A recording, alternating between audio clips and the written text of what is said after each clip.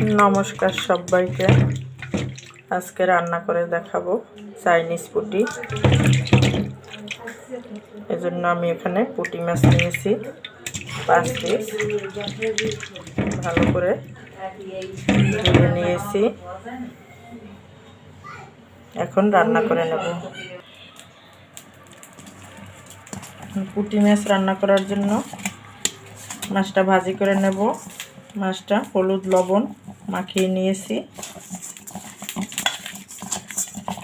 আর এখানে একটা frying pan বসিয়ে নিয়েছি চুলোতে, তেল দিয়ে দিয়েছি। তেল গরম হয়ে গেছে।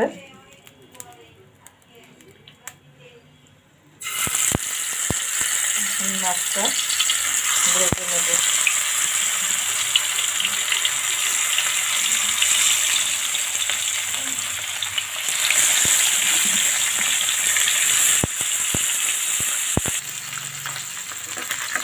মাছগুলো আমি উল্টে পাল্টে ভেজে নেব।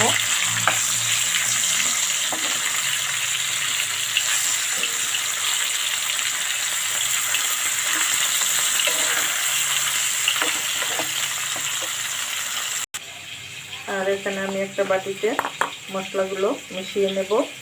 হলুদ গুঁড়ো, লঙ্কা গুঁড়ো পরিমাণ মতো দিয়ে দিয়েছি।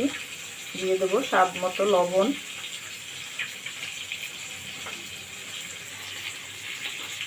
আর দিয়ে দিলাম জিরে গুঁড়ো।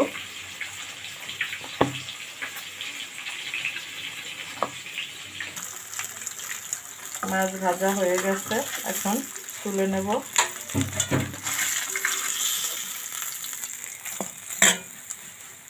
আর দিয়ে দিয়েছি আদা পেস্ট। এখন মশলাগুলো সব মিশিয়ে নেব।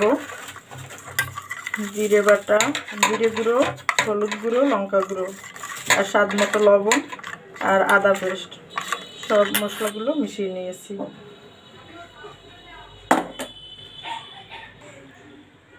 এখন দিয়ে দেব সাদা জিরে পেস্ট, সাদা জিরে, গোটা সাদা জিরে আর তেজপাতা ফোড়ন।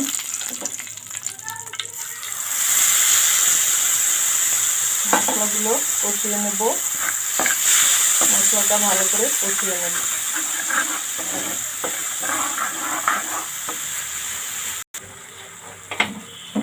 দিয়ে দিলাম কয়েক পিস আলু। মাছটা আমি সম্পূর্ণ পেঁয়াজ ছাড়া রান্না করব। পেঁয়াজ রসুন কিছুই দিব না, ধনিয়া পাতা দিয়ে রান্না করব। মশলাটা কষানো হয়ে গেছে, এখন দিয়ে দেব পরিমাণ মতো জল। জলটা ফুটে উঠলে পরে মাছগুলো দিয়ে দেব। জলটা ফুটে উঠেছে, এখন মাছগুলো দিয়ে দেব।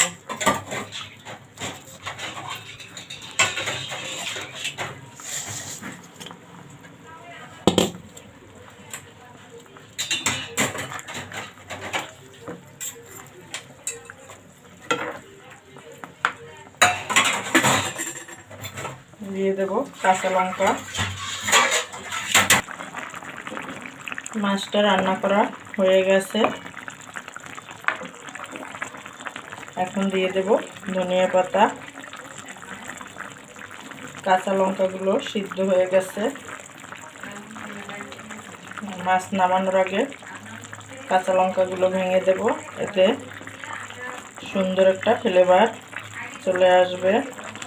শীতের দিনে এরকম পুঁটি মাছের পাতলা ঝোল খেতে কিন্তু দারুণ লাগে।